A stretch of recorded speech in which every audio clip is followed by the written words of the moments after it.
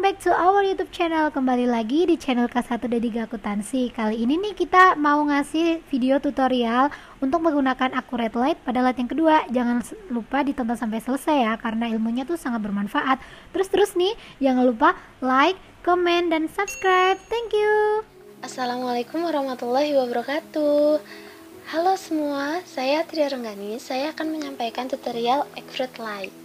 Seperti download accurate light, membuat database perusahaan, mengatur profil perusahaan, menambahkan pelanggan, menambahkan pemasok, serta menambahkan gudang. Nah, sebelum kita memulai tutorialnya, sebenarnya aplikasi accurate light itu apa sih? Accurate Light adalah aplikasi yang dibuat oleh anak bangsa demi membantu para pemilik bisnis kecil dan UMKM. Accurate Light adalah versi ringan Accurate Online. Oke, langsung saja kita mulai tutorialnya. Oke, tutorial yang pertama adalah download Accurate Light. Pertama, kita buka Play Store. Nah, setelah kita buka Play Store, kita cari Accurate Light. Kemudian kita install. Setelah kita install, kita buka aplikasi. Oke, tutorial yang kedua adalah membuat database perusahaan. Nah, sebelum kita membuat database perusahaan, kita diharuskan untuk login terlebih dahulu. Bisa menggunakan akun Facebook, Google, alamat email, maupun nomor HP.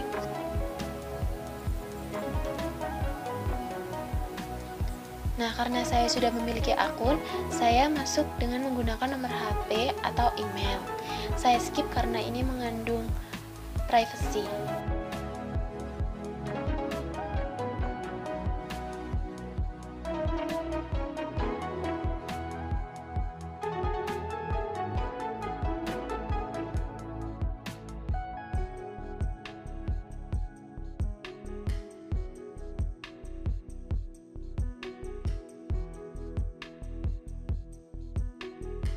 Nah, setelah itu akan muncul pengaturan awal.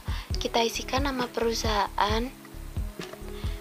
Di kasus 2, nama perusahaannya adalah PT Indo April.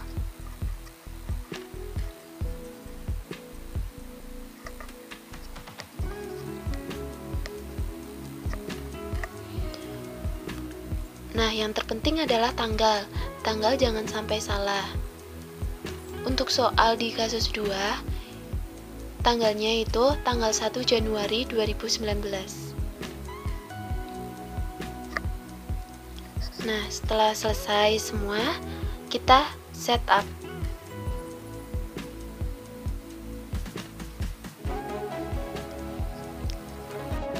Setelah berhasil, akan tampil menu utama Accurate Light seperti ini. Nah, untuk tutorial yang ketiga adalah mengatur profil perusahaan. Kita klik garis 3 di kiri atas, kemudian kita scroll, kita cari pengaturan. Nah, setelah itu kita isikan sesuai dengan kasus 2.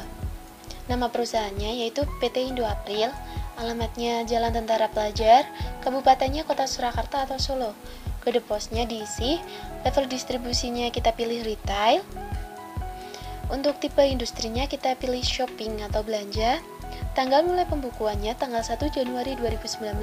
Nomor telepon dan email kita isi.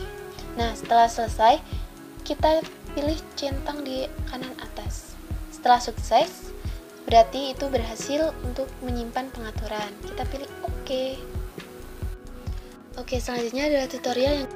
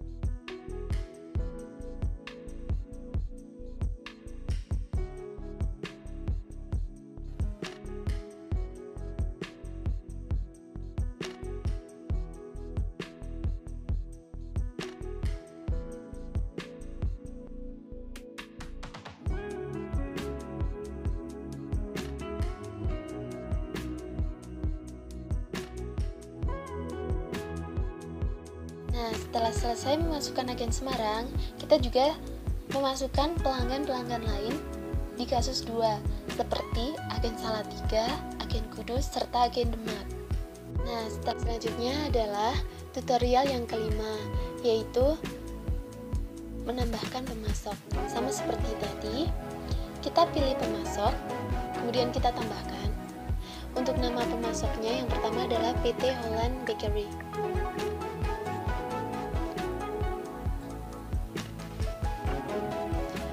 Setelah kita isikan nama, kita simpan.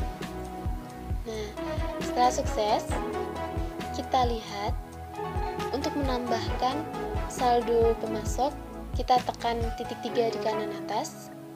Kita pilih saldo hutang awal. Kemudian kita tambahkan, akan muncul tanggal serta nilai saldo. Nah, untuk tanggalnya itu tanggal 1 Januari 2019 dan untuk nilai saldonya Rp300.000. Kita tekan OK.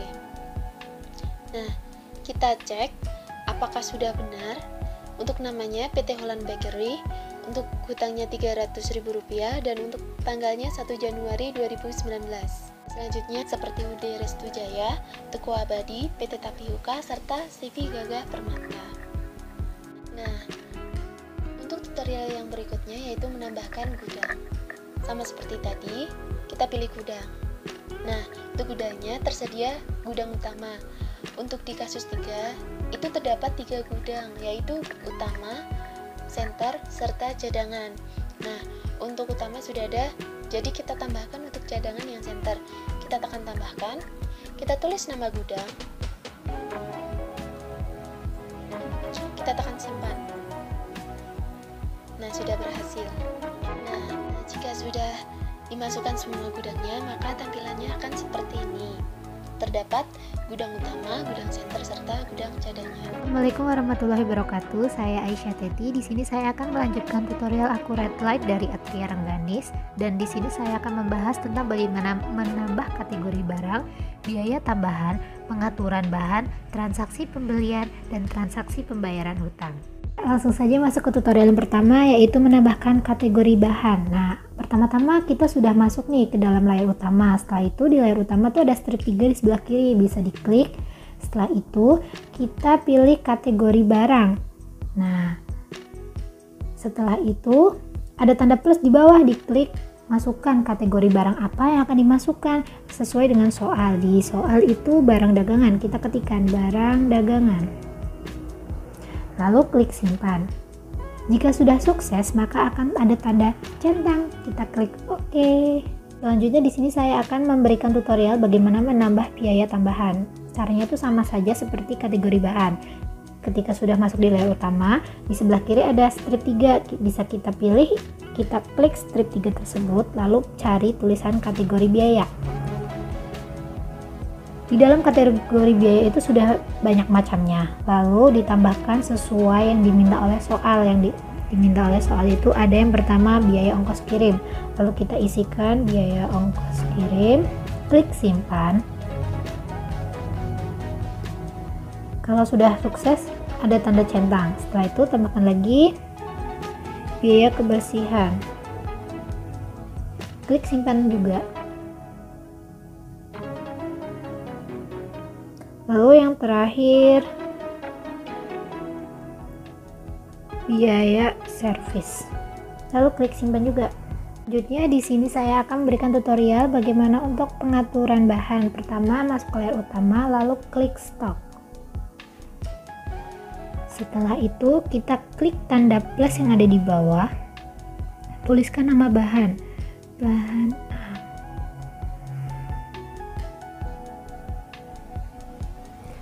Lalu masukkan kategorinya itu barang dagangan, satuannya unit,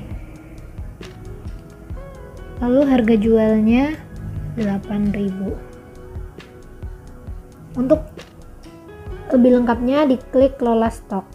Jadi di sini saya akan memberikan tutorial bagaimana menambahkan pengaturan bahan. Kita sudah masuk di layar utama, lalu klik stok. Setelah itu klik tanda plus yang ada di bawah, masukkan nama barang sesuai yang ada di soal.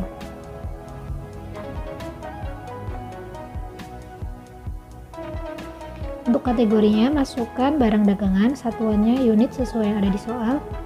Untuk harga jualnya 8.000. Untuk lebih lengkapnya, kelola stok itu diberi tanda centang. Setelah itu masukkan stok, harga beli, dan gudang. Pokoknya jangan sampai ada kesalahan dalam mengisikan data-data yang ada di atas ini, lalu klik simpan. Setelah berhasil akan ada tulisan sukses dan centang, klik OK. Untuk menambahkan bahan yang kedua sama seperti cara bahan yang pertama, klik tanda plus yang ada di bawah lalu masukkan nama barang sesuai dengan soal.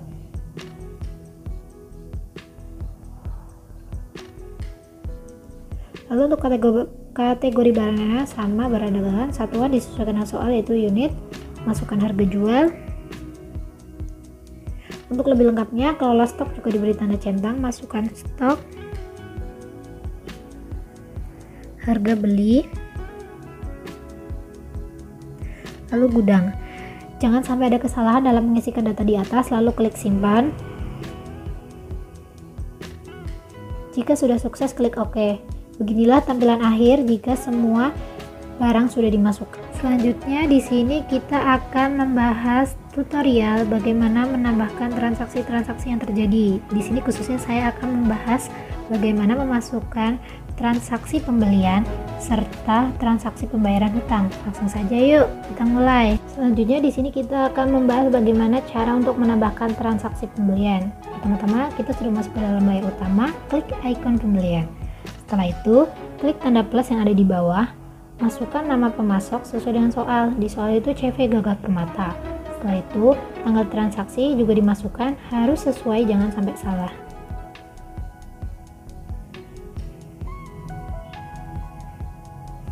Februari. Jika sudah, klik OK.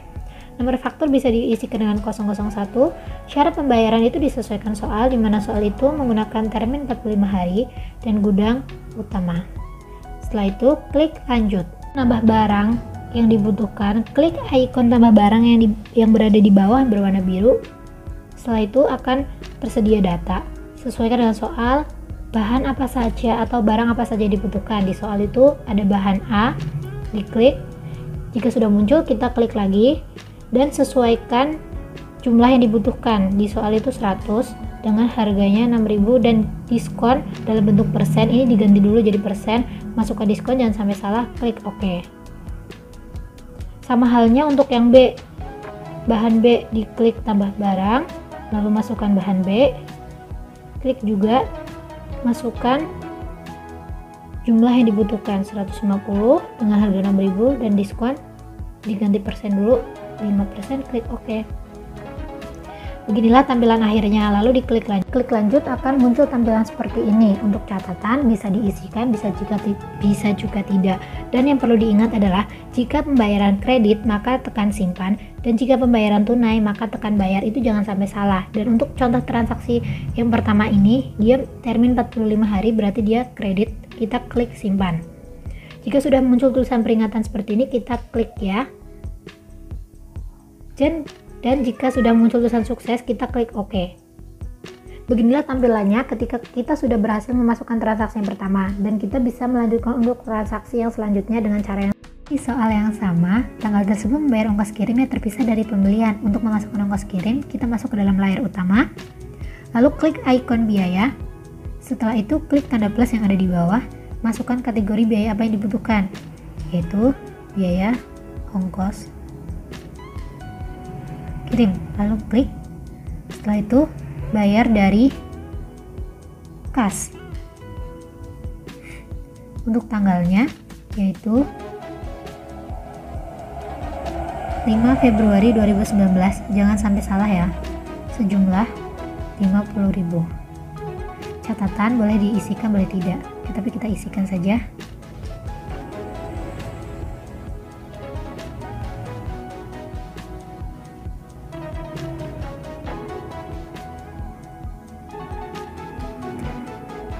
Lalu klik simpan. Jika sudah berhasil maka akan ada tulisan sukses. Kita klik OK. Nah, begini tampilannya jika biaya sudah dimasukkan. Di sini saya akan memberikan tutorial bagaimana menyelesaikan transaksi pembayaran utang. Masih di icon yang sama, yaitu pembelian.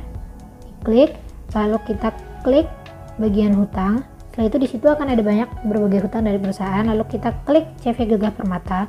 Sesuaikan dengan soal, yaitu CV Gagah Permata transaksi tanggal 1 Januari 2019 dan faktur 001 dengan menggunakan kas di bank secara transfer sebesar 2.110. Sesuaikan dengan soal, yaitu 2.110. Lalu klik bayar. Setelah itu kita pilih bayar dari bank dengan cara transfer. Catatan bisa diisikan, bisa juga tidak. Klik bayar. Setelah itu jika ada tulisan sukses, kita klik OK, maka otomatis hutang tersebut akan hilang.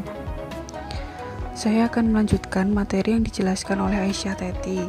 Sebelumnya, perkenalkan terlebih dahulu, nama saya Vanidia Suspasari, NPM 18 10 10 20 69.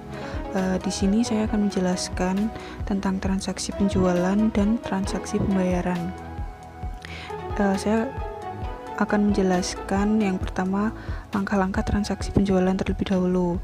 Pertama, kita buka aplikasi Accurate Light, kemudian akan muncul tampilan seperti pada gambar, kemudian kita klik menu penjualan, lalu di situ di pojok bawah paling kanan ada tombol tambah, kita klik, kemudian kita pilih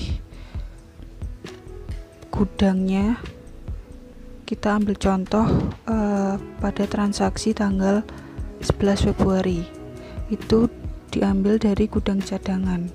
Kita pilih dengan mengeklik tombol rumah pojok atas kanan.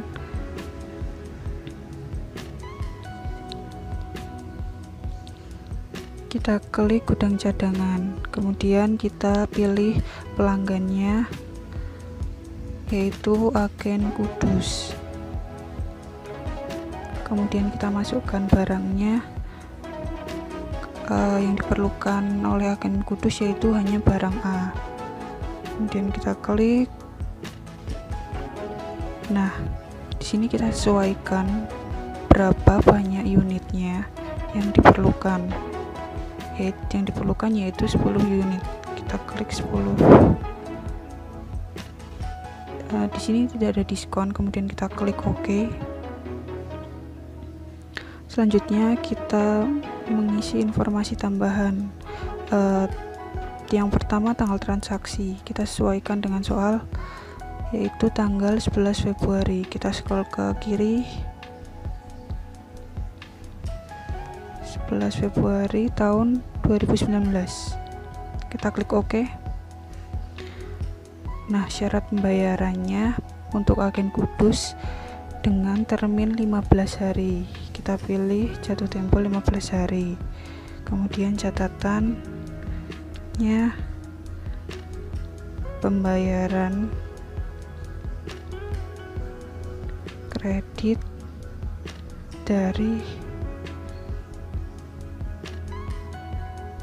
gudang cadangan.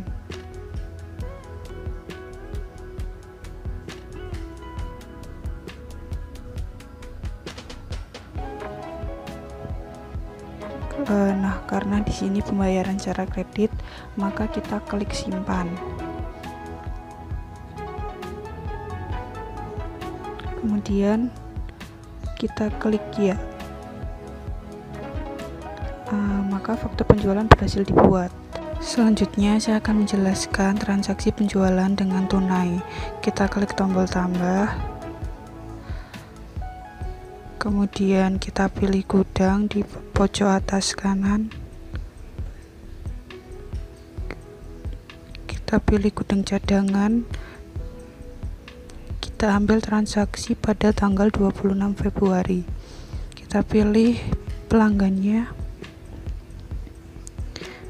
yaitu agen Semarang. Kita masukkan bahan A dan bahan B yang dibutuhkan. Kemudian kita klik, kemudian kita sesuaikan bahan A nya sebesar 50 unit. tidak ada diskon, kemudian kita klik OK. Kemudian bahan B kita masukkan 50 unit, kemudian kita klik OK. Selanjutnya kita masukkan informasinya, yaitu yang pertama tanggal transaksi pada tanggal 26 Februari. Kemudian kita pilih tahun 2019, klik OK. Nah, karena tunai, maka syarat pembayarannya tunai. Kemudian kita isi catatan pembayaran secara tunai dari gudang cadangan.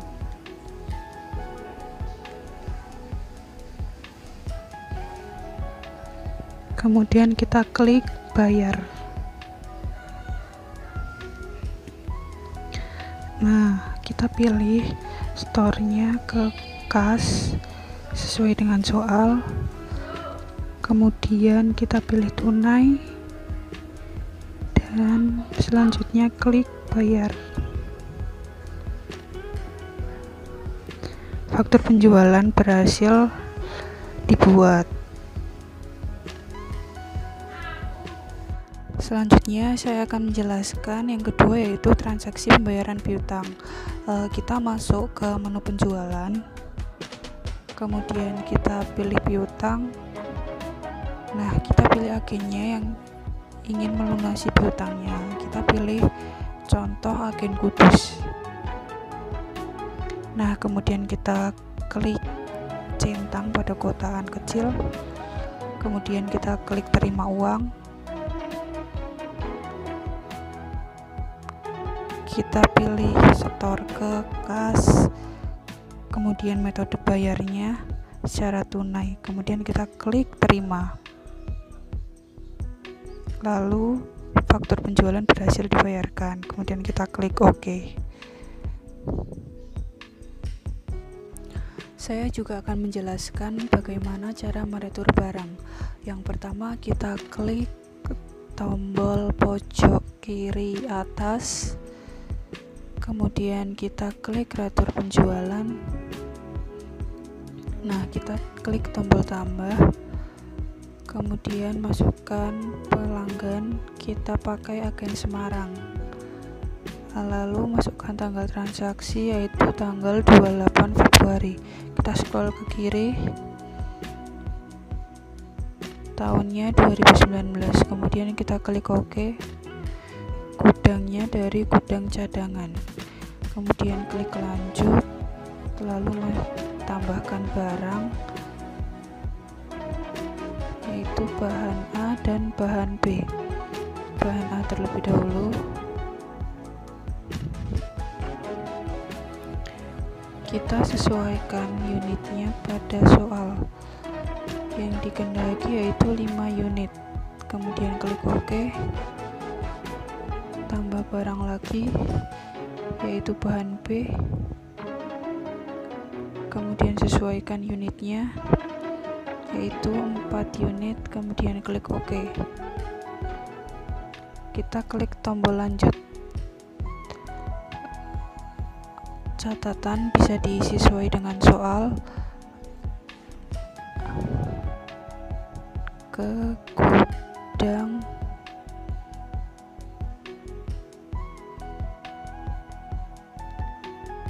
cadangan secara tunai dengan kas.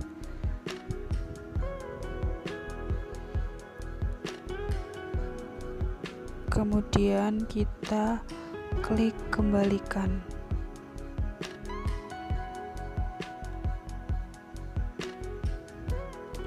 Karena secara tunai, maka kita klik kembalikan ya. Kemudian kita ambil dari kas, metode pembayarannya secara tunai, lalu kita klik kembalikan.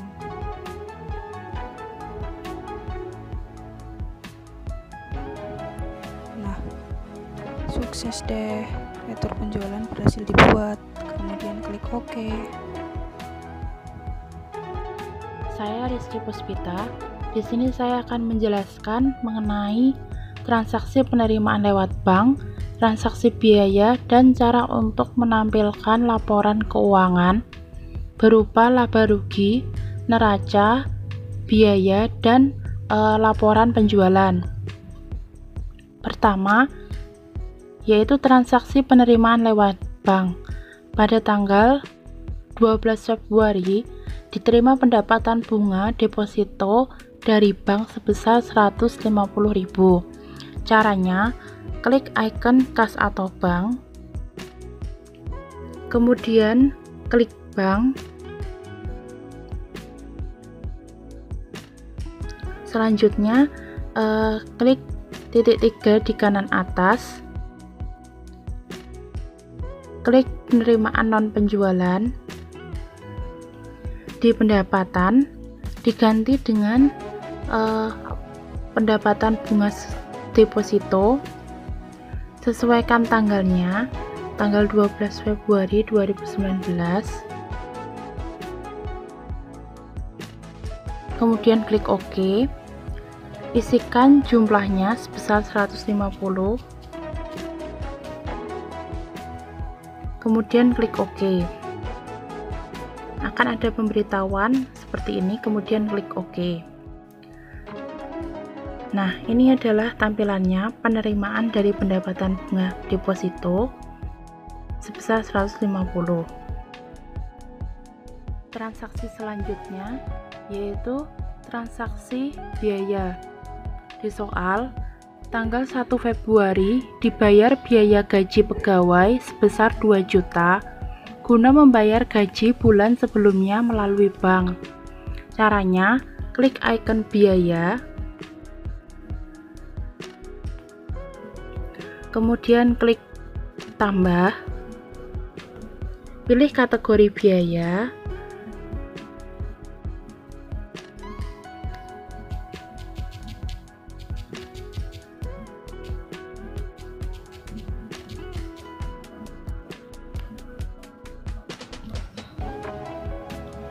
bayar dari melalui bank, kemudian sesuaikan tanggalnya, tanggal 1 Februari 2019, klik OK, isikan jumlahnya sebesar 2 juta,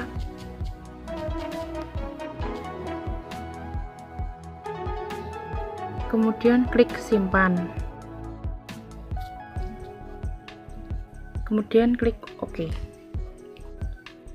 Ini adalah tampilannya biaya gaji dan pegawai.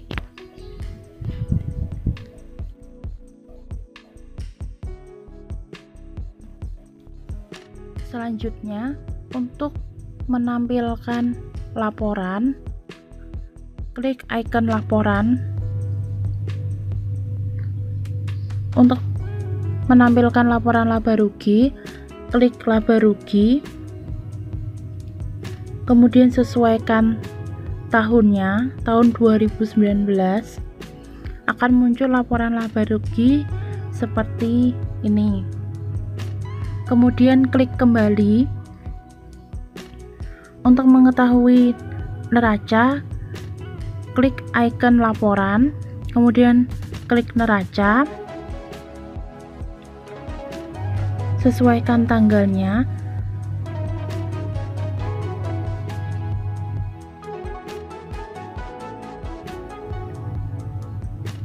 akan muncul laporan neraca seperti ini. Kemudian klik kembali. Untuk mengetahui laporan penjualan di tahun tersebut, klik penjualan, sesuaikan tanggalnya,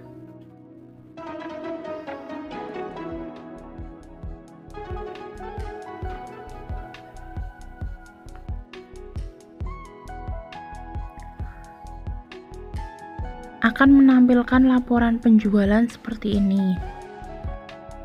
Klik kembali.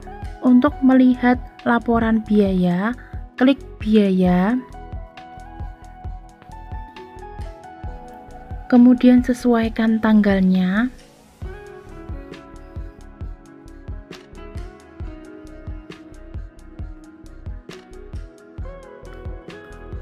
Akan muncul porsi biaya seperti ini.